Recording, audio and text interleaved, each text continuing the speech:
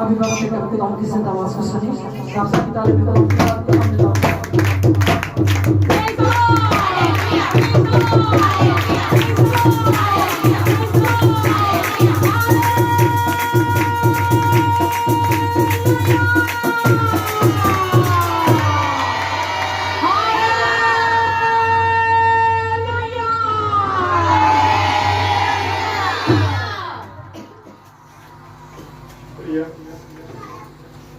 खड़े खड़े अपने इकरार करेंगे।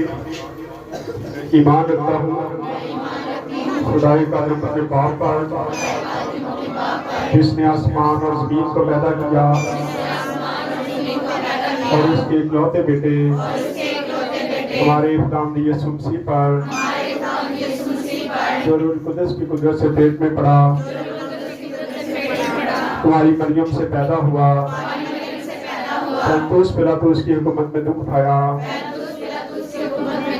मसलूब हुआ, मर गया, दफन हुआ और मेवाह में उतर गया, तीस दिन मुर्दों में से जी उठा, आसमान पर चढ़ गया और खुदा का अज़मत के बाप की दाहिनी तरफ बैठा है, जहाँ से वो जिंदों और मुर्दों की अदालत करने को आएगा। मैं ईमान रखता हूँ रूह कुदस पर, पाक आलम की कलीसिया पर, गुनाहों की माफी, जिस्म के लिए उठने और हमेशा की जिंदगी पर। आमीन। तशरीफ रखें।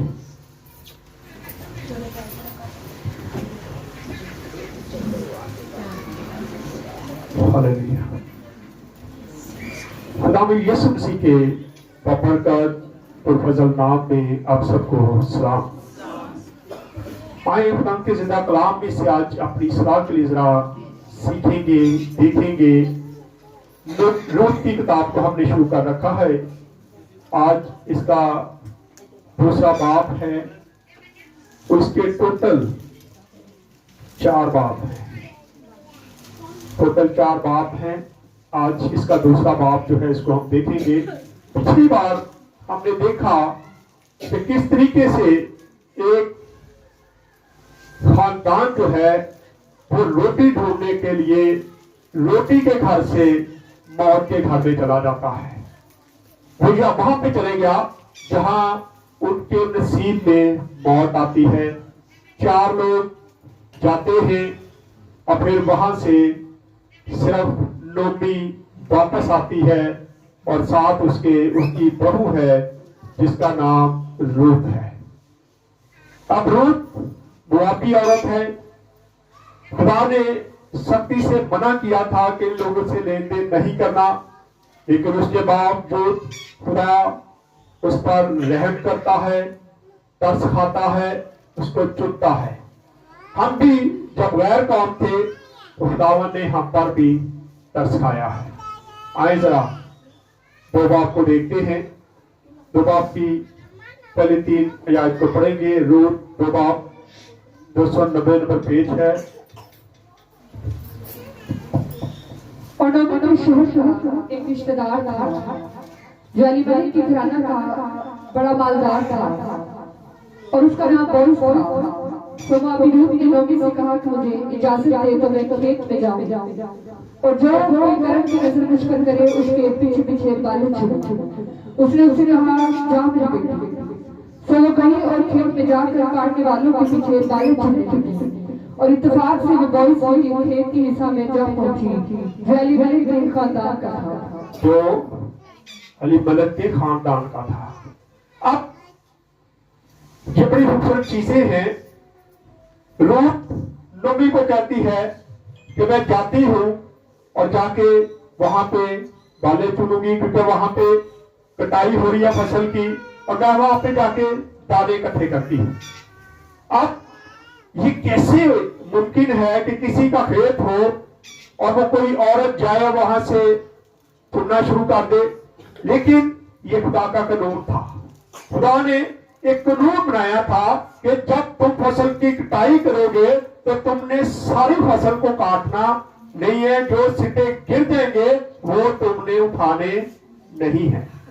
वो आज ये कानून लागू नहीं नजर आता, लेकिन पहले ये कानून था कि जो लोग फसल काटते थे और लोग उनके पीछे औरतें जो थी वो चुनने आ जाती थी और वो बहुत सारी चीजों को चुन के ले जाती। बहुत छोटे थे जब हम, उस वक्त हम भी देखते थे कि जब गंदम की कटाई होती थी तो लोग खेतों में जाते थे और वहां से जहां वो पटकते थे वहां से वो बाद में इकट्ठा करके घरों में ले आते थे और कुछ ना कुछ उनको भी मिल जाता था। यहाँ वही कानून जो है वो लागू है। आए जरा देखते हैं कि खुदा का क्या हुक्म था। और ये सिक्के जो बच जाते थे, जो वहां पे गिर जाते थे, वो किसके लिए थे? वो हाजतमंदों के लिए थे, वो बेवा के लिए थे, वो यतीमों के लिए थे, वो परदेशियों के लिए छोड़े जाते थे ताकि वो लोग आए और वह सिक्के वहां पे लेके जाएं और अपने खाने का बंदोबस्त कर लें। आए जरा दो हवाले देखेंगे, बल्कि तीन है। अब 19 बात उसकी 9 आयत को देखेंगे। 132 नंबर पेज है।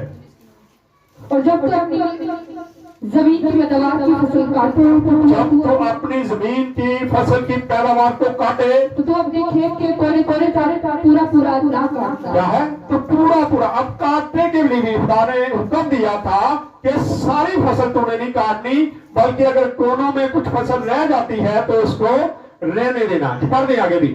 और ना कटाई की गिरी पड़ी बालों को चुन लेना। ना कटाई के वक्त जो बालें गिर जाएंगी, जो सिटे गिर जाएंगे, ना तूने उनको उठाना है। ये खुदा ने क्या किया था? हुक्म दिया था। ये कानून था, हुक्म था खुदा का। आज तो हम नहीं मानते इन कानूनों को, हम खुदा के हुक्म को नहीं मानते। लेकिन यहाँ पे हम देखते हैं कि खुदा एक हुक्म देता है कि तूने वो सिट्टे भी नहीं चुनने और जो खेत के किनारे पे रह जाएगी फसल उसको भी मत लेना, क्योंकि वो किसके लिए है? पढ़ेंगे थोड़ा सा और आगे। और तो अपने भविष्यवाणी का दाना दाना ना तोड़ने। हाँ जी, ना दाना दाना तोड़ना। और ना अपने अधूरस्थान के गिरे हुए दानों को जमा करना। ना दानों को चुनना, जो दाने गिर जाएंगे उनको क्या है? वही रहने देना। आए एक और हवाला देखते हैं, इसी की 23 बात उसकी 22 आयत को देखते हैं। बहुत ज्यादा ही कोई इसकी। और जब तो अपनी जमीन की पैदावार की फसल काटो तो तुम अपने खेत के कोने कोने पूरा ना काटो। यहाँ पर भी यही कानून है। हाँ जी। और ना अपनी फसल की गिरी पड़ी बालों को जमा करना, हाँ जी। बल्कि उनको गरीबों और मुसाफिरों के लिए यहाँ पे लिखा है इनको किनके लिए छोड़ना है? गरीबों के लिए, मुसाफिरों के लिए। हाँ जी।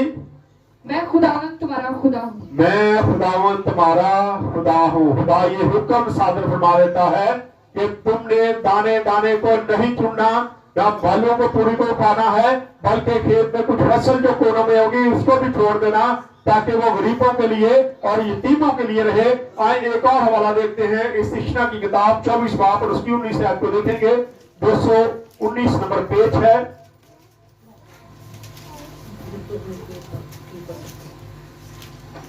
और जब तो अपने खेत की फसल काटे और कोई पुला खेत में भूल से रह जाए, कोई पुला भी भूल से खेत में रह जाए तो तुम्हें वापस उठाने नहीं जाना।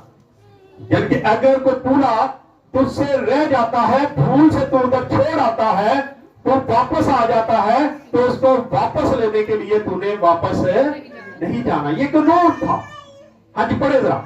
तो उसके लेने को वापस ना जाना। वह परदेसी और यतीम और बेवा के लिए रहे। बेवा के लिए रहेगा। वो उनमें से कोई भी उठा के ले दे, तुझे उसकी परवाह नहीं होनी चाहिए। तूने लालच नहीं करना कि मैंने सारा खेत काट लिया है, एक पूरा मेरा वहां पे रह गया है और मैं वहां पे उसको उठाने चले जाऊं। बल्कि तूने इस कानून को मानना है कि दोबारा तूने खेत में जाके उस पूले को नहीं चुना। कई बार हम भी कोई चीज गिर जाए, रुपया पैसा गिर जाए, तो अभी अक्सर कहते हैं मेरे नालों ज्यादा शायद उनको जरूरत होगी, जिसको मिल गया। कहते हैं ना, ये भी खुदा के एक अल्लाही इंतजाम होता है, खुदा की मर्जी होती है कि खुदा ने क्या करना है। यहाँ हम देखते हैं कि 3 चीजों को जब हम देखते हैं, 3 हवाला जाल को देखते हैं, तो वहां हम यहाँ पे हमें एक कानून नजर आता है। अब रूत जो है इसी कानून का फायदा उठा रही थी, इसी चीज का वो फायदा उठा रही थी, और वो जानती थी कि यहाँ पे यहूदियों में ये दस्तूर है कि जब कटाई की फसल काटी जाती है तो वहां पे जाके आप सिद्धों को चुन सकते हैं, और इसीलिए वो नोमी को कहती है कि मैं वहां पे जाती हूं। और ये उसकी खुशकिस्मती समझेंगे। क्या ख्याल है?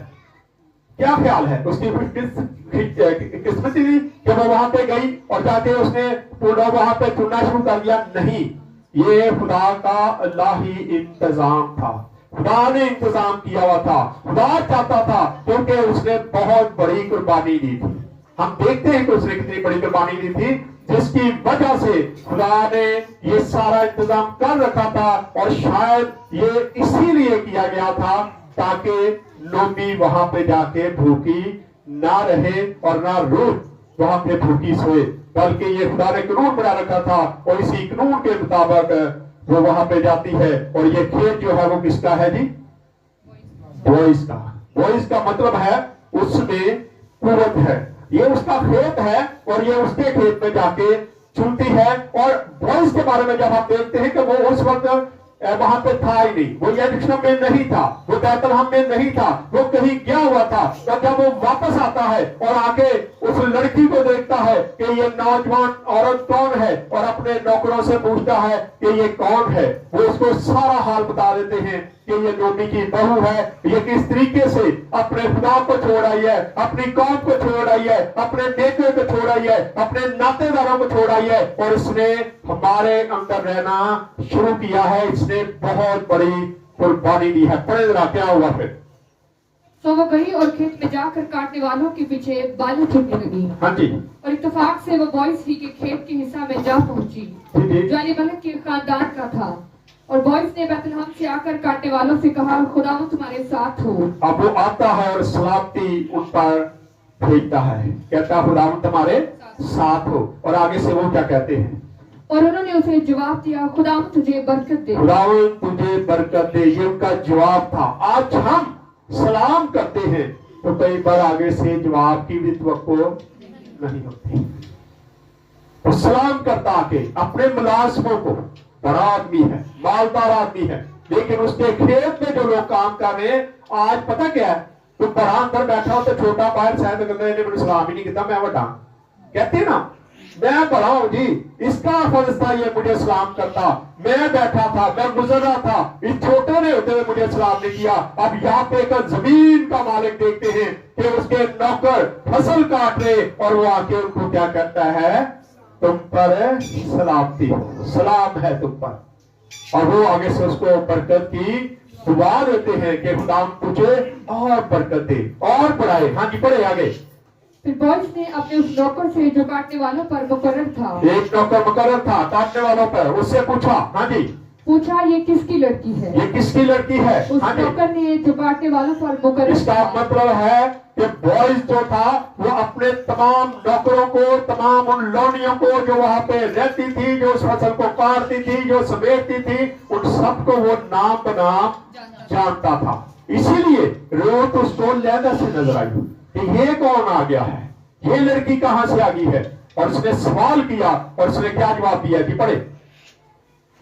उस नौकर ने जो काटने वालों पर मुकर्रर था जवाब दिया, ये मुआबी लड़की है जो नोमी के साथ मुआब के मुल्क से आई है। और उसने मुझसे कहा था कि मुझको जरा काटने वालों के पीछे पूलियों के बीच बालें चुनकर जमा करने दे। तो ये आकर सुबह से अब तक यही रही, फकत जरा सी देर घर में ठहरी थी। तब बॉयज ने रूथ से कहा, आए मेरी बेटी, क्या तुझे सुनाई नहीं देता? मेरी बेटी, क्या तुझे सुनाई नहीं देता? हाँ जी। तू दूसरे खेत में बाले चुनने को ना जाना। तूने दूसरे खेत में बाले चुनने को नहीं जाना। अब तू हमेशा हमारे साथ ही रहना, जब तक हमारी फसल की कटाई पूरी नहीं होती तूने इसी में रहना। असी आज खेत छाड़ के कितने बजे फिरते हैं, क्या ख्याल है? हम अपने खेत में रहते हैं, अपने खेत में चुनते हैं, अपने खेत का गला जमा करने की कोशिश करते हैं। नहीं, हमारी तो आदत बन चुकी है, कभी इधर कभी उधर, इधर चुन लो उधर चुन लो। इसीलिए खुदा बरकत नहीं देता। खुदा चाहता है कि उसके खेत में हम काम करें, उसी के खेत में रहें, दाएं बाएं ना जाए। हम तो यीशु मसीह को देखते हैं कि किस तरीके से वो आया था और किस तरीके से उसने अपनी जिंदगी को बसर किया है। वो दाएं बाएं नहीं किया। पढ़े आगे और जरा। तो दूसरे खेत में बाले चुनने को ना जाना और ना यहाँ से निकलना, बल्कि मेरी छोकरियों के साथ साथ रहना। बल्कि मेरी छोकरियों के साथ रहना। हाँ जी। इस खेत पर जिसे वो काटते हैं तेरी आंखें जमी रहे। हाँ जी। और तो उन्हीं के पीछे पीछे चलना, क्या मैंने उन जवानों को हुक्म नहीं दिया कि क्या तुझे मैंने ना उन छुए? जवानों को हुक्म नहीं कर दिया कि वो तुझे ना छुए। वो तुझे ना छुए, ना तुझे मना करे जी। और जब तू प्यासी हो तो बर्तनों के पास जाकर ये क्यों पानी कहा से गया? पीना। क्योंकि वो गैर मजहब थी और उस वक्त उस मजहब के लोगों को इजाजत नहीं थी कि वो उनके साथ खाना खाए, पिए, बोले, बातचीत करना भी मना था। लेकिन वो कहता है कि जब तू यहाँ पे तुझे प्यास भी लगे तो जहां से मेरे नौजवान पानी पीते हैं, जहां उन्होंने भर के रखा होगा, तो भी वहां से जा क्या करना, पीना। ये बरकतें हैं, बरकत है ये बहुत बड़ी। ये एक गैर मजहब, आज हम सोचते हैं कि हम गैर मजहब वालों के साथ क्यों तल्लक रखें। खुदा इजाजत देता है, खुदा चाहता है कि आप उनके साथ बैठे, उनके साथ बातचीत करें। और फिर यहाँ पे हम देखते हैं कि उसने एक बहुत बड़ी कुर्बानी दे रखी थी। आज भी ऐसे गैर मजहब हैं जो बहुत बहुत बड़ी कुर्बानियां हमारे साथ देते हैं। आप हमारे साथ जो अमन में थी उनको ही देख लें, किस तरीके से वो हमारे साथ कुर्बानियां देते हैं, कैसे वो हमारे साथ चलते हैं। क्या आगे पढ़े? और जब तू प्यासी हो तो बर्तनों के पास जाकर उसी पानी में से पीना जो मेरे जवानों ने भरा है। हाँ जी। तब वो उन्हें मुंह गिर पड़ी और जमीन पर सन्नबू होकर उससे कहा, क्या बाइस है कि तू मुझ पर करम की? क्या बाइस है कि तू मुझ पर करम की नजर करता है? क्या तू चाहता है? तूने क्यों इतना बड़ा फैसला कर दिया है? अब वहां के लोग भी हैरान थे कि ये कैसे एक यहूदी होके ऐसी औरत से तलाक बना रहा है, उसकी इतनी इज्जत दे रहा है, उसको इतनी इज्जत दे रहा है। हाँ जी पढ़े। कि तू मुझ पर करम की नजर करके मेरी खबर लेता है। हाँ जी। हालांकि मैं परदेसन हूँ। हाँ, मैं परदेश से खुदा यीशु मसीह जब जमीन पे आए, जब उन्होंने अपनी जमीनी जिंदगी को बसर किया है, तो हम देखते वो भी गैर कौमों के पास गया। जैसी बॉयज में हमें थोड़ा थोड़ा उसकी झलक नजर आती है, वही कानून नजर आता है। खुदा यीशु मसीह ने भूखों को क्या किया? क्या किया जी? खाना खिलाया, खाना खिलाया उसने। जो भूखे थे उनको 5000 को खाना खिला दिया, फिर 4000 को खाना खिला दिया। वो खाना खिलाता था, वो बीमारों को अच्छा करता था, वो तमाम वो काम करता जिनकी लोगों को जरूरत होती थी। यहाँ देखते हैं बॉयज भी उसी कानून को देख रहे हैं कि वो भी यही सारा कुछ कर रहा है। और नबी को कहता है तूने वहीं से खाना खाना है और वहीं से तूने पानी भी पीना है। हाँ जी आगे। बॉयस ने उसे जवाब दिया, तो जो कुछ तूने अपने कावत के बनने के बाद तूने सास अपने, की ये है। वजह है, उसने ये वजह बताई है अब कि जो कुछ तूने अपने खावन के बाद मरने के बाद नबी से किया है कि पढ़े। वो सब मुझे पूरे तौर पर बताया गया है। वो मुझे बता दिया गया है, मुझे किसी ने बता दिया है तेरे बारे में सारा कुछ। जी आगे। कि तूने कैसे अपने माँ बाप और ज़ाते बूम को छोड़ा और उन लोगों में जिनको तूने इससे पेशतर न जानती थी आई। खुदावंद तेरे काम का बदला दे, बल्कि खुदावंद इस्राएल के खुदा की तरफ से जिसके पैरों के नीचे तू पनाह के लिए आई है, तुझको पूरा अजर मिले। क्या है? एक दवा भी देता है। दवा कहता है कि खुदावंद तुझे क्या करे? बरकत दे। खुदावंद तुझे बरकत दे। जो तूने काम किया है, तूने अच्छा काम किया है और फिर तूने खुदावंद के पैरों के नीचे पनाह ले ली है, क्योंकि तू अपने खुदा को छोड़ के मेरे खुदा के पास आ गई है और तूने उसके पैरों के नीचे पनाह ली है।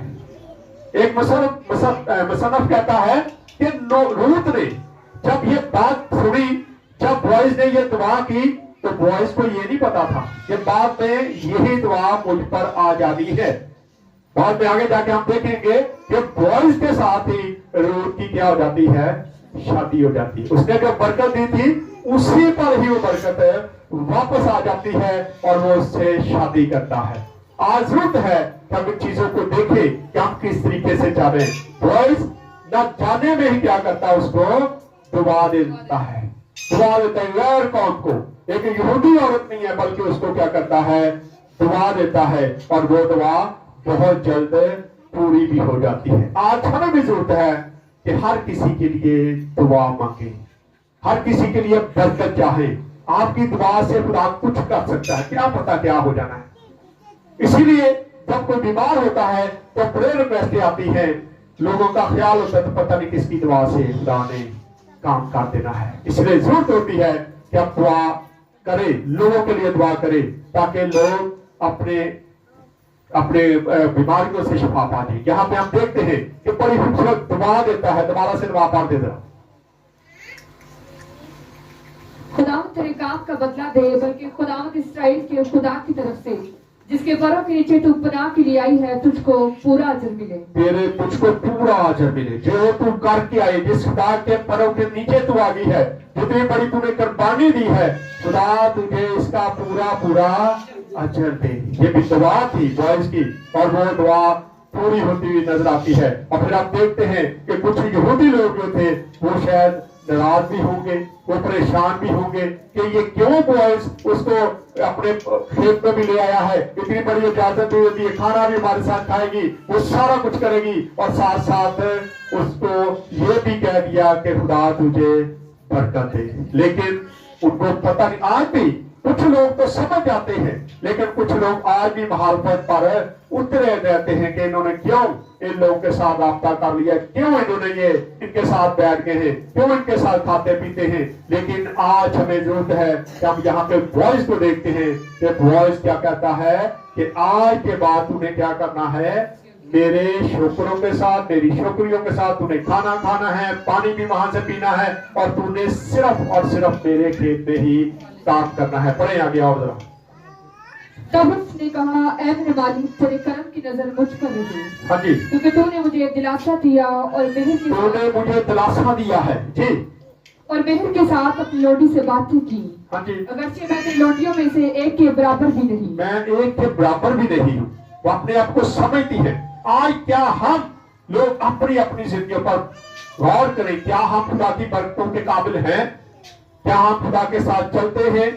अगर चलते हैं तो खुदा बरकतें देता है, लेकिन जब हम चलते नहीं तो बरकतें कहां से आनी है?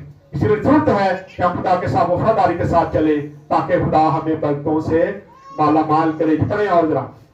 फिर बॉयस ने उससे खाने के वक्त कहा कि यहाँ आ और रोटी खा, हाँ जी, और अपना निवाला सिरका में भिगो।